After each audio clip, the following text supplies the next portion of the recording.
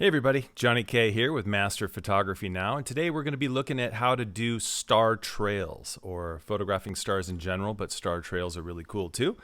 So let's do that together, but before we do, make sure you subscribe to Master Photography Now and hit that bell notification icon. Please share this channel with your friends so we can keep growing it and I can do more videos for you guys. Plus, put a like on the video and comment with what you would like to learn about. And anything's up for grabs. We can do anything photography related, whether it's business, tech, photo how-tos, or send me your pictures for critique to john@camerling.com, and I will critique them live here on the channel so you can learn what works and what doesn't, and just general compositional elements and how to do them the right way, and then how to break the rules when you're ready to do that too. Okay, so let's go ahead and get started here. So I did a bunch of images. It was supposed to be during a meteor shower, which didn't really happen. I was out there. I was scanning the entire sky, and I was shooting for a couple hours. I think I saw one the whole night. But anyway, it was really fun to do. So first of all, I'm just going to show you an image of stars. So we'll look at this up close here, and you can see my exposure settings. Now, before we get into that, I just would like to say a little bit about some things that are important to do or have with shooting the stars. So one is you need to have a wide-angle lens. You can use a telephoto lens, but it's nice to have a super wide-angle view of the sky. And so this one you can see was a Nikon 20mm f1.8. And this is a really, really sharp lens.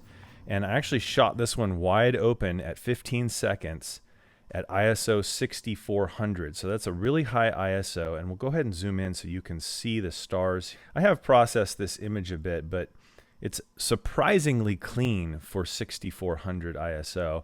On most cameras, that's not going to be very clean. It's going to be very grainy, very film or sandy looking, a lot of noise, a lot of artifacts.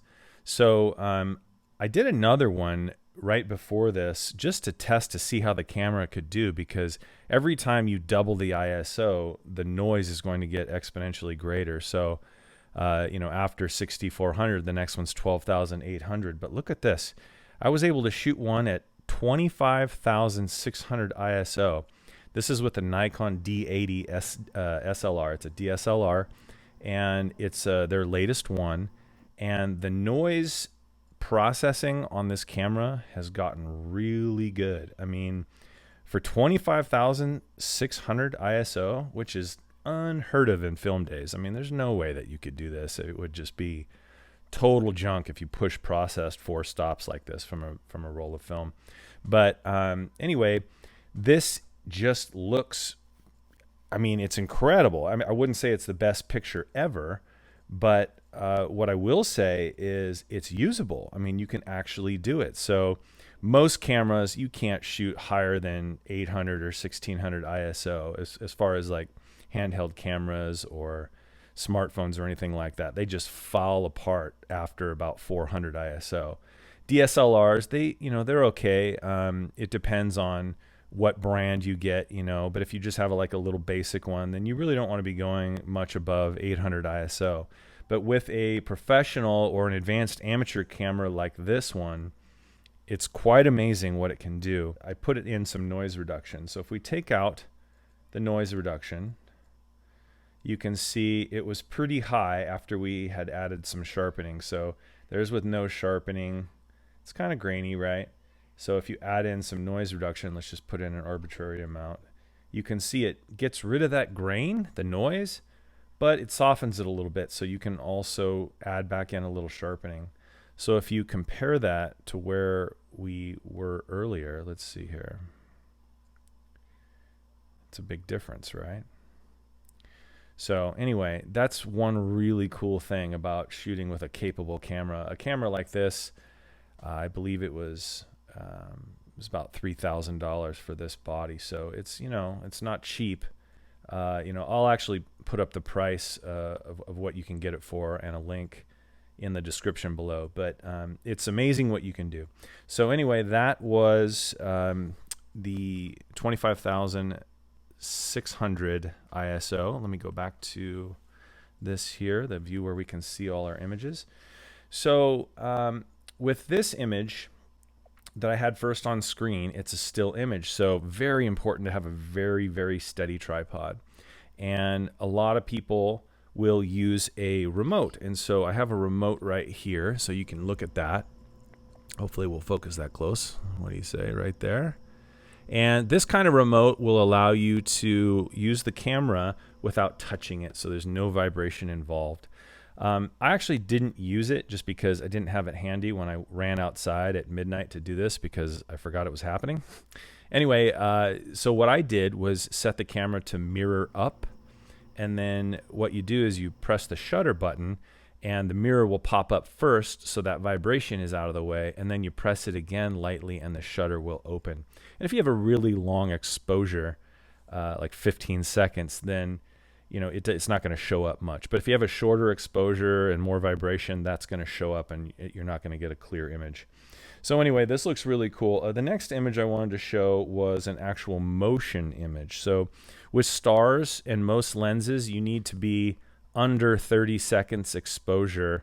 And to do that, the lens had to be a lot more wide open, and we needed a brighter, a much higher ISO. Okay, and so the next image, I'm going to zoom back out here. Let's go to a star trail image. So this one actually used an even wider lens. So this one wasn't a 20 millimeter. This was a 16 millimeter. So you can see the lens I used up here. It's a Nikon 16 to 35 f4. So it's not an f1.8, so it's a lot darker lens. But that's okay actually, because I stopped it down to f8 because I wanted it to be very sharp at the edges. 16 millimeter is substantially wider than 20. It doesn't sound like a lot. It's only 4 millimeters difference, right? But it's actually a lot in field of view. So if you look over here, you see how long my exposure was, 900 seconds. So that's why it's good to have a really sturdy tripod. But that's a 15-minute exposure. And so you can see Polaris here, the North Star.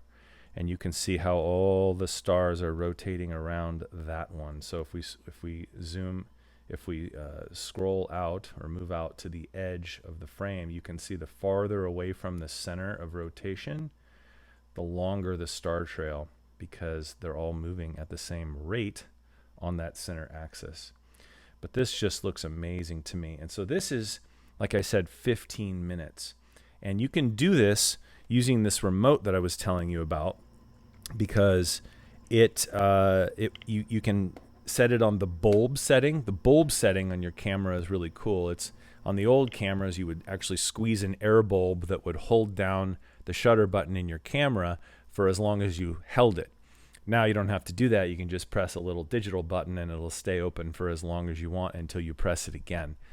Or you can set a timer so it will do it on its own. You can go take a nap and then come back a few hours later if you want. Just make sure you have enough battery in your camera, and if it's below freezing, those batteries will stop working sooner than if it's warm. Also, that makes me think of conditions for star photography. So one thing that you really want to do is get a nice, cool, clear night. And this was a night without any moon. So we did this on a new moon. If you do it with a moon out, you're not going to get near this level of exposure. Now, even this wasn't perfect. I was up at 2,500 feet in the Santa Cruz Mountains. So the higher elevation you can get, the better, because the less atmosphere there will be interfering with your image.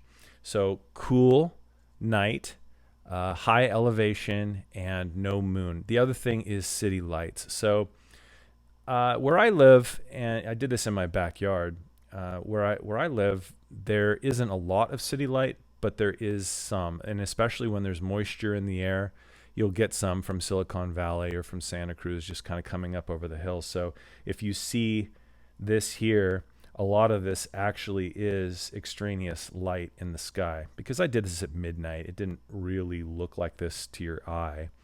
To my eye, it just looked like stars. But when you leave a camera open a long time, it's going to capture any light that's bouncing off the particles in the air in the sky. So let's look at another one here. This one was fun because I lit these trees with some LED flashlights from below, so you can turn on the camera and then run over. This was only 13 seconds with the lens near wide open. This is that 20 millimeter again, open to f2.5, ISO 800. I did this one at a low ISO 100 to test to see how clear the stars would be. And you can see there's hardly any grain at all when we zoom in here. So the lights are fun. You can light objects in the foreground, and that makes a star field more interesting. Now, the picture after this is a lot of fun because I didn't move the camera at all. This is a short exposure, and the next one's a long exposure, so you can see that the stars now have motion. And it's really fun to kind of bounce back and forth here, like, ooh, cool, I'm an animator. It's fun. It's kind of ridiculous, I realize, but it looks cool. Oh, I cheated there. You saw the next one. Anyway, so this here shows the motion of the stars where there they are with the motion frozen. So that's a lot of fun there. And this is looking southeast. So the stars were moving a lot quicker here than back at Polaris here. So they don't move very fast here, but then you move out as you face more east and then south. They move faster like that. Okay, last image here. I decided to get in the very center of my yard and look straight up so that you could see the most of the sky with the trees framing the center of the sky. And this was, since it was looking straight up, this was more north over here and this was more south over here. So you could see the stars moving directly across the sky, and it just kind of feels like you're in this tunnel warp. It's really cool. Again, this is a 15-minute exposure. I think I was out there for a couple hours from like 12 to 2 a.m., something like that. But it was a lot of fun, and it's amazing what you can do. If you are out in the summer up in the high country, you can get some amazing images of the Milky Way. And I'll be doing some of that this summer. But with the amount of city light that was here, hitting it was kind of foggy a little bit. It wasn't bad, but you could see the light a little bit. But if you get away from that, you'll start to see the Milky Way the right times of year. So we'll do some of that later. Anyway, thanks for watching. Please share the channel. Go ahead and go to Master Photography now and click on the subscribe button and hit that bell icon. Please like it and write a comment telling me what you think. I mean, what's your favorite kind of photography? What do you want to learn about? What's hard for you? And lastly, come again and we'll see you soon.